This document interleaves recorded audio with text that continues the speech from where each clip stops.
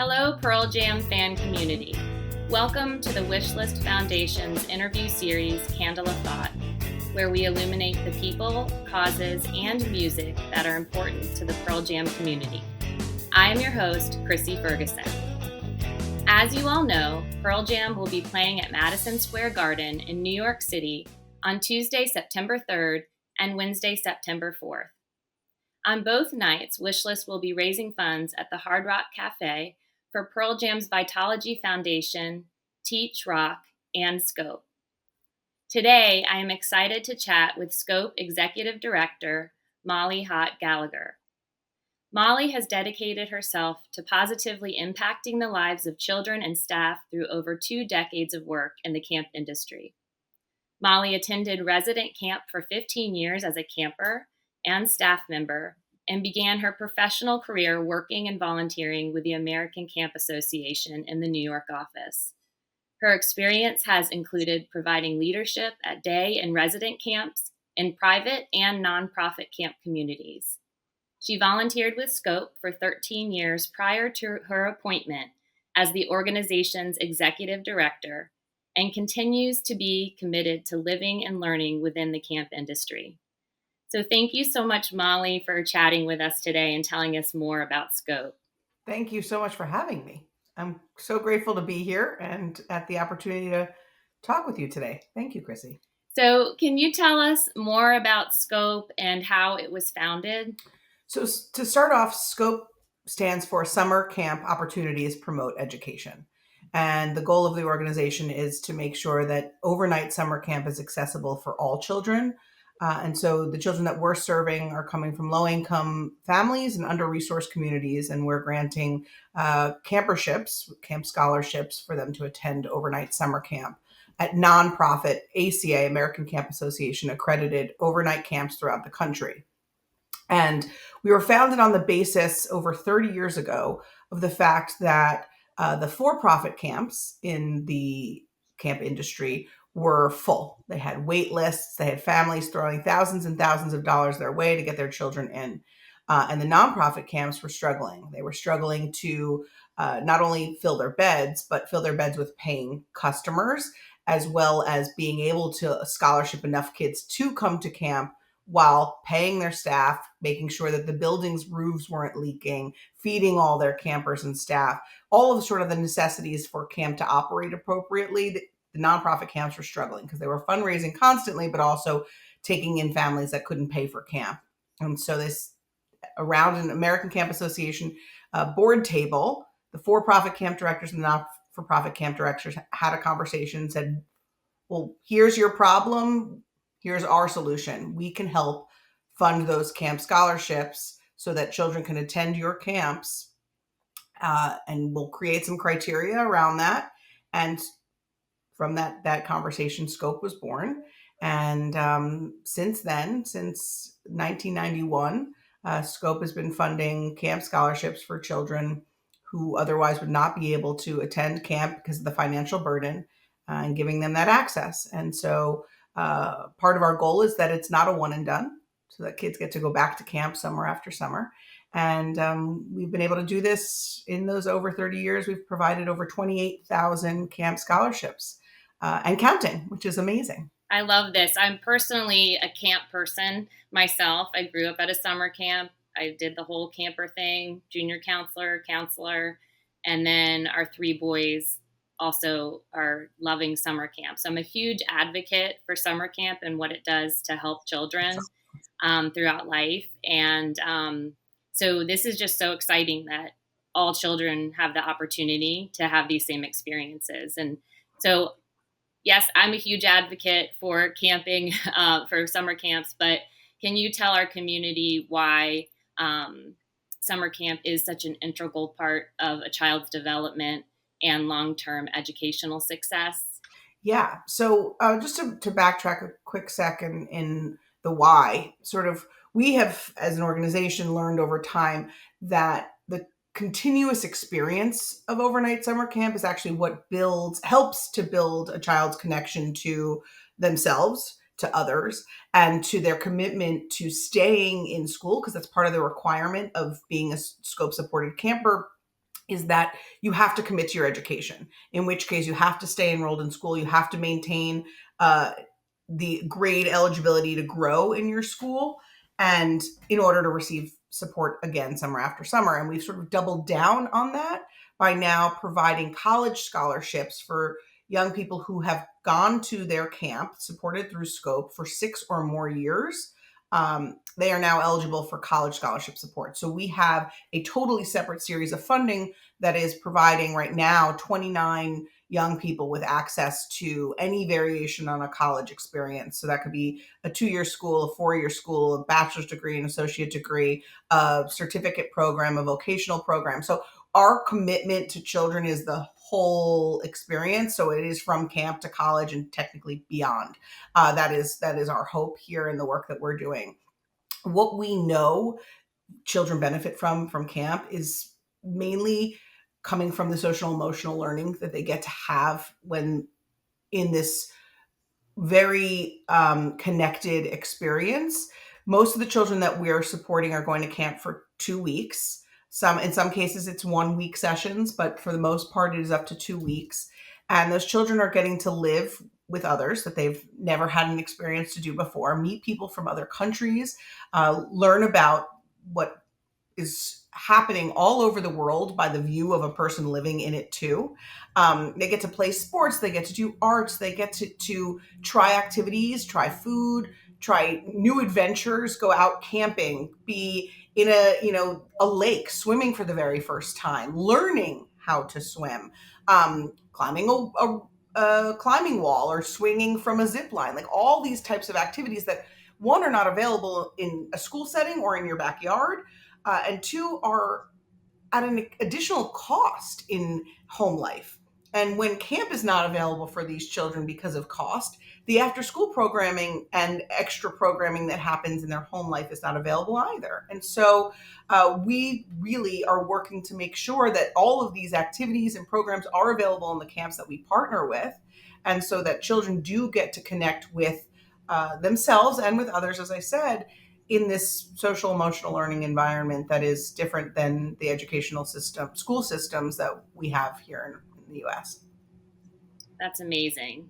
And I read that you have offered over 25,000 camperships. We're up to over 28,000 now. 28 now? That's amazing. Yeah. So when we're fundraising in New York, are the fans going to be, know that the funds are going to the camperships, or what exactly will the money be allocated to? All camperships. All of our fundraising efforts, when it comes to events like this, when it comes to supporters who are interested in making sure that even more children get to go to camp or children get to go back to camp, all of this fundraising is towards camperships. So we're so grateful for every dollar that comes in, for every moment of awareness that somebody gets to learn about the work that we're doing.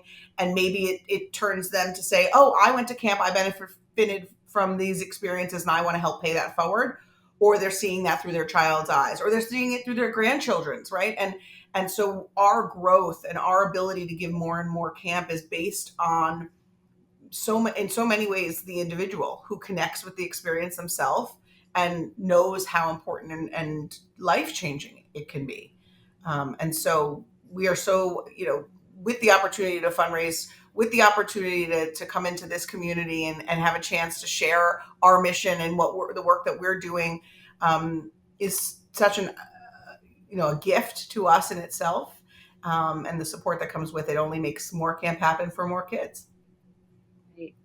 Is there a particular child, or maybe you have a few stories of some children throughout all the time that you've worked with Scope that you've really seen, a major impact on a child's life? I'm sure in watching many of these children grow and then go through the college program with you and all of that, you've seen a lot of children. But is there any one in particular that stands out to you? So just, a little bit on the structure. So this summer alone, we partnered with 67 different nonprofit camps across the U.S. to fund over 1,300 camperships for children to attend camp. And that was in 2024. And in 2023, we had 56 camp partners, and we had about 1,000 children, just over 1,000 children going to camps. So to see the scale of growth and the number of camps that we're partnering with and the number of children that we're able to serve, the reason that we bring on more nonprofit camps is so that we can be serving A, more children, and B, different kinds of camps that offer different kinds of programming. So we work with camps that are traditional summer camps, right? And then we have partner camps that are specialized in agricultural farming or in the arts or in we work with a C camp. We work with programs for children who are looking for specifically an LGBTQ plus program. Really, so our goal in meeting the needs of all children really comes from this space of finding camps that really do cultivate the relationships and offer opportunities for all children. And so on my camp visits, on the chance that I get to go and visit kids living their best life during the summer at camp, is like almost like opening a window just to one moment in time while they're having it at camp and getting to talk to them while they're in it, right? And there were some real big spotlights this summer that I feel grateful to have been a part of. And one of which was sitting around a lunch table with a couple of campers who attend a camp that is a traditional, when I say traditional, agricultural farming type of camp. So everything that they are putting into the earth to grow, they are then putting back into the earth to regrow. And so we're sitting around the lunch table. Everything that's left over is going back into their compost, And these kids are telling us, one in particular, about how the program does not allow for body talk. So you're not allowed to acknowledge what somebody looks like, what somebody's wearing, what somebody, is showing appearance-wise. And he told us that he walked around the first week of camp wearing a banana hat on his head that looked like a banana. And not one person said to him, like, why are you wearing a banana on your head? Like, that's ridiculous. Nobody had any commentary, period, about the hat. And one day he stopped wearing the hat. And not one person acknowledged to him, you're not wearing that banana hat, right? Because they were seeing him for him the entire time, right? It didn't matter what he was wearing on the outside. It was, they knew who he was. They learned who he was from the inside and just appreciated him for that. And to me, that echoes everything that camp can do for a child, is literally strip them from the judgment and the cruelty that they face in so many ways when they're seeing social media, when they're out, on technology, when they're in the school environment where kids can be so mean, and they're stripped of that and to the core there for kindness, for good, and for learning about the human person, and nothing that they're sort of showing on the outside. And so I thought that was like one of the most beautiful moments for us. And another opportunity we had, two actually. So we work with a program in New York City that is for children from homeless shelters. And so all the children who come from the shelter system in New York have the opportunity to go to this camp and be amongst other children coming from the shelter system. And it's a beautiful camp situated on a lake. It has all of the activities, the culinary programs, like everything you can imagine. And we learned that there was one young girl there who was a migrant living in a refugee shelter and really struggled with getting on the bus to go to camp because she was feeling the guilt of leaving her home, which, as for those who are aware of shelter life, is not necessarily their home, but leaving her parents because she was a source of income for them, selling treats, food, mangoes, whatever it was in the New York City subway system. And so she felt as though she would be failing her family, going away and having this experience because she wasn't going to be generating the income in their life, which is so unbelievably hard to think about when you're riding the subway in New York and you see these children and you just think, why are they not in school, or why are they not doing something else? Because they are a source of income for their families to help them into a better life. And so this child was trying to live everything that camp was offering her because she had made the decision to get on the bus. And so, that was like wild to me to think about it and to really have that grounding moment. Like, wow, these kids need to be kids all summer long so that when they do come to what their home is and they are seeing the responsibility that they have, or that their family needs them, that they can have their own space, their own memories of these experiences and know that they can get up and do something for themselves in the future. And the third is sorry. So go ahead. I was just going to ask you I was thinking can families apply to send their children to camp? Yep. To have these opportunities? Yep. So all of the criteria that a family needs to host in order for their child to be eligible is that the child is on free or reduced lunch, qualified for free or reduced lunch in the school system, so that they be registered for school, and that they qualify for that free or reduced lunch, that the child is 7 to 16 years old and committed to their education. And so what we do on our website, on scopeusa.org, there's an entire page that lists all of the partner camps that we have relationships with currently. That list will grow every year. It grows. And each of those camps accept Scope campership applications. So they apply through the camp. Families would apply through the camp and be given a Scope application. So Scope is not giving out applications to families. We really want families to connect with a camp that's right for their child, and that the child is right for that camp. That's not for us to dictate. That's really the camp building those relationships and making sure that they can serve the needs of their children. We work with children who have special needs. We have plenty of kids who are attending camp who need additional support when it comes to whether it's behavioral or physical or developmental, right? Needs. And so we want to make sure that the camp can serve them as best as possible before we're funding that campership for that family. Oh, that's great. And you had a third story you wanted to share. I do, because this past year we have hosted a benefit in New York City at the Ziegfeld Ballroom in April. And this past year we had a young man speak. His name was Amir, and Amir's been going to his camp for many years. And he spoke at the benefit. The video's on our website, but he spoke at the benefit about how excited he was that he got to learn to make mac and cheese at camp in a cooking program, right, in culinary. And so that particular camp that he attends also offers a culinary program. So you can register for a culinary camp. That's sort of on the same campgrounds, but different from their traditional camp. And so he did that program. And then he did the regular session of camp that he typically goes to. And so when I got to visit him at camp this summer, after hearing his whole story about, how he made this mac and cheese and he won this competition and he was really excited about going to culinary camp, I saw him at camp. And he was like, yeah, culinary camp was okay. And I was like, what?